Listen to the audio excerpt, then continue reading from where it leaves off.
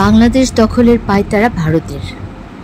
সাংবাদিক ইলিয়াস হোসেন তার ফেসবুকে লিখেন, খাগড়াছড়ি থেকে মাত্র 24 এবং ফেনী থেকে মাত্র 96 মাইল দূরে মিজোরামের লেংপুই বিমানবন্দরকে ভারত এখন ফুল স্কেল এয়ারফোর্স বেজে আপগ্রেড করছে।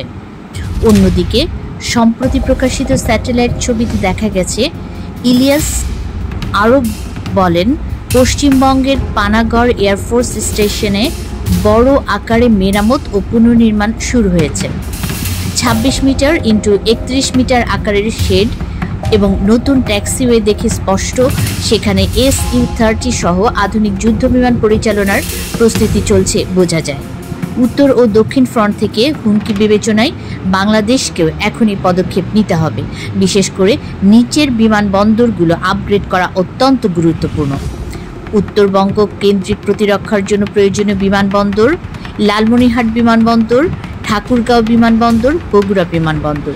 2. দক্ষিণাঞ্চলে ফেনী রুট রক্ষা ও দ্রুত প্রতিরক্ষা মোতায়েনের জন্য ফেনী বিমানবন্দর, কুমিল্লা বিমানবন্দর, শমশেরনগর বিমানবন্দর, মৌলভীবাজার। মিরসরাই ইকোনমিক জোন, যেহেতু এটি একটি স্ট্র্যাটেজিক এবং ইনভেস্টমেন্ট ভিত্তিক এলাকা, সেখানে দ্রুত একটি স্থায়ী সেনানিবাস স্থাপন করার দাবি রইল। ইলিয়াস হোসেন।